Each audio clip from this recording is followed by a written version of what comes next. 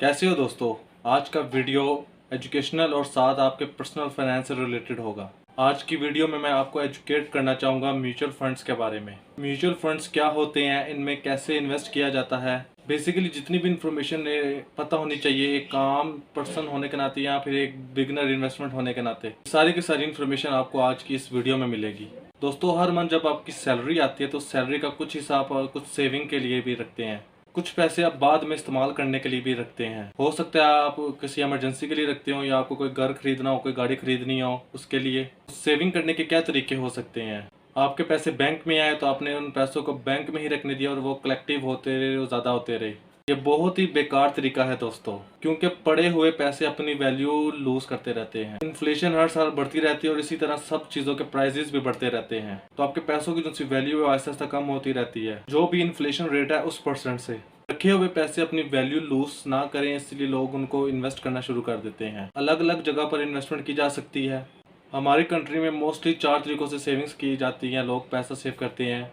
Number 1 पर है saving accounts, number 2 पर है फिक्स्ड अकाउंट्स और नंबर 3 पर है गोल्ड एंड ज्वेलरी, जिससे लोग सोना वगैरह खरीद लेते हैं क्योंकि उनकी प्राइसेस हर साल इंक्रीज होती रहती है। और नंबर 4 पर है रियल एस्टेट। और अगर कुछ लोग ज़्यादा रिस्क उठाना चाहते हैं तो वो फिर स्टॉक मार्केट में भी इन्वेस्ट कर देते हैं। किसी भी इन्वेस्टमेंट में 3 चीज़ें होती हैं, रिटर्न, रिस्क और टाइम। रिटर्न मतलब कितना परसेंटेज आप उठा रहे हो इन्वेस्टमेंट के जरिए, कितना मुनाफा आप कमा रहे हो, ये नॉर्मली परसेंटेज में देखा जाता है। फॉर एग्जांपल, अगर इन्फ्लेशन रेट अगर आपका 4% चल रहा है तो आपको ऑब्वियसली जो सा आपका रेट ऑफ रिटर्न है वो ऑब्वियसली 4% से तो ज़्यादा ही होना चाहिए।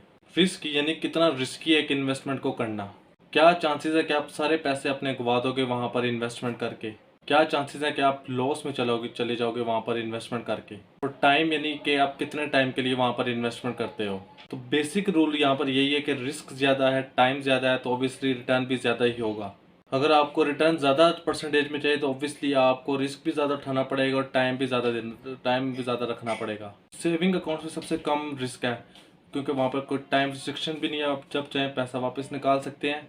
लेकिन वहाँ पर जो रिटर्न मिलता है वो भी कम है, सिर्फ और सिर्फ 4%, क्योंकि हमारा हर साल इन्फ्लेशन रेट बढ़ता रहता है। Fix deposit one of the least investment option है, लेकिन वहाँ पर टाइम लिमिट ऑप्शन होती है कि आप फिक्स टाइम से पहले पैसा निकाल नहीं सकते, इसलिए वहाँ पर जो सा रिटर्न है थोड़ा सा ज़्यादा है। गोल्ड और ज्वेलरी की इन्वेस्टमेंट में आज के कहूँगा कि बहुत प्रॉफिटेबल इन्वेस्टमेंट है। घर खरीदने में या प्रॉपर्टी खरीदने में मैं आपको कहूँगा कि लो मॉडरेट रिस्क है यहाँ पर। और इसमें यह है कि बहुत ज़्यादा पैसों की ज़रूरत होती है, लाखों करोड़ों रुपया आपके पास पहले से ही मौजूद होना चाहिए। और स्टॉक मार्केट के बारे में आपने सुना ही होगा दोस्तों कि इसमें बहुत ज़्यादा रिटर्न मिल सकता है, लेकिन बहुत ज़्यादा लॉस भी हो सकता है। कितना रिस्क है स्टॉक मार्केट में इन्वेस्ट करना, ये डिपेंड करता है कि आप कौन से स्टॉक में इन्वेस्ट कर रहे हो। इसमें आपको नॉलेज होनी चाहिए कौन सा स्टॉक क्या परफॉर्म कर रहा है और स्टॉक मार्केट कैसे वर्क कर रही है। अगर आपको ये नॉलेज नहीं है तो आपको फिर इसमें इन्वेस्ट भी नहीं करना चाहिए। तो ये कुछ मेन अलग अलग टाइप की इन्वेस्टमेंट थी दोस्तों जो मैंने आपको बताई। इसके अलावा और भी बहुत सारी टाइप्स की इन्वेस्टमेंट होती हैं, जैसे गवर्नमेंट बॉन्ड्स होंगे, कॉर्पोरेट बॉन्ड्स होंगे, और आज के टाइम पे तो क्रिप्टो करेंसी भी आ चुकी है जिसमें आप बिटकॉइन में इन्वेस्ट कर सकते हैं। और दोस्तों, कभी भी आपको अपने पैसों की इन्वेस्टमेंट सिर्फ एक जगह पर नहीं करनी चाहिए। इससे क्या है कि दोस्तों, कभी भी कोई भी प्राइस अगर क्रैश करेगा तो उससे आपको ओवरऑल लॉस नहीं उठाना पड़ेगा, और इस चीज को कहते हैं दोस्तों डाइवर्सिफिकेशन। म्यूचुअल फंड्स एक स्पेशल टाइप की इन्वेस्टमेंट होती है जिसके थ्रू आप सारी अलग अलग टाइप की इन्वेस्टमेंट्स एक साथ कर सकते हो। एसेट मैनेजमेंट कंपनी वो कंपनी होती है जो म्यूचुअल फंड्स खोलती है। बेसिकली क्या होता है कि आप अपना पैसा एसेट मैनेजमेंट कंपनी को देते हो तो सारा कलेक्टिव वो पैसा ये कंपनी अलग अलग जगह पर इन्वेस्टमेंट कर देती है एक्सपर्ट्स की राय लेकर, क्योंकि उन कंपनीज ने अपने अपने एक्सपर्ट्स अपॉइंट किए होते हैं। तो फिर जो वो पैसा रिटर्न में लेते हैं उसका 1 या 2% वो कंपनी एसेट मैनेजमेंट कंपनी अपने पास रख लेती है और बाकी सारा प्रॉफिट रेट आपको दे देती है। एएमसी में बैठे के लोग आपके पैसे को कहाँ कहाँ पर इन्वेस्ट कर रहे हैं, इसके बहुत सारे म्यूचुअल फंड्स हो सकते हैं। ऊपर से देखा जाए तो 3 कैटेगरीज में इन सबको बांटा जाता है, equity mutual funds, debt mutual funds और hybrid mutual funds. Equity mutual funds वो होते हैं जहां पर आपका पैसा स्टॉक मार्केट में इन्वेस्ट किया जाता है। जाहिर सी बात है, अगर जनरली देखा जाए तो इस टाइप के म्यूचुअल फंड्स में ऑब्वियसली रिस्क भी ज़्यादा होता है और रिटर्न भी ज़्यादा होता है। अगर आप बड़ी कंपनी में इन्वेस्ट कर रहे हो तो ऑब्वियसली उसको कहते हैं लार्ज कैप इक्विटी फंड्स, और अगर आप छोटी कंपनी में इन्वेस्ट कर रहे हो तो उसे कहते हैं स्मॉल कैप इक्विटी फंड्स। बड़ी कंपनी के इन्वेस्टमेंट में ये रहता है कि रिस्क कम रहता है एज कम्पेयर टू छोटी कंपनी। बड़ी कंपनी की ग्रोथ उस रेट से नहीं होती जहां पर छोटी कंपनी की हो सकती है। रिस्क और रिटर्न दोनों ही बड़ी कंपनीज में कम होता है। अब देखते हैं दोस्तों second category of mutual funds, जो कि है डेट म्यूचुअल फंड्स। ये वो म्यूचुअल फंड्स होते हैं दोस्तों जिनको डेट इंस्ट्रूमेंट्स में इन्वेस्ट किया जाता है। डेट इंस्ट्रूमेंट्स क्या होते हैं?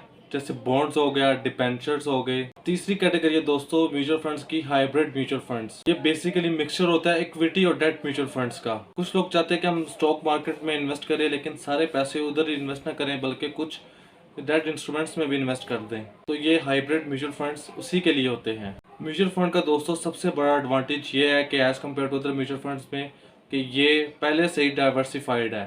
इस डाइवर्सिफिकेशन की वजह से जो सा आपका रिस्क है वो बहुत ही कम हो जाता है, क्योंकि आप किसी एक जगह पर इन्वेस्ट नहीं कर रहे बल्कि काफ़ी जगहों पर इन्वेस्ट कर रहे हैं।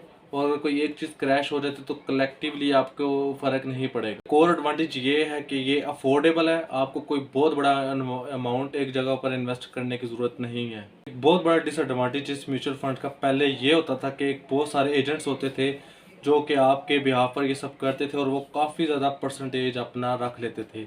लेकिन अब ये डायरेक्ट हो गया है। अब म्यूचुअल फंड पे आप डायरेक्टली खुद भी इन्वेस्टमेंट कर सकते हैं। आप एसेट मैनेजमेंट कंपनी के थ्रू आप उनसे कांटेक्ट कर सकते हैं। बीच में कोई मिडल मैन की एजेंट की ज़रूरत नहीं है।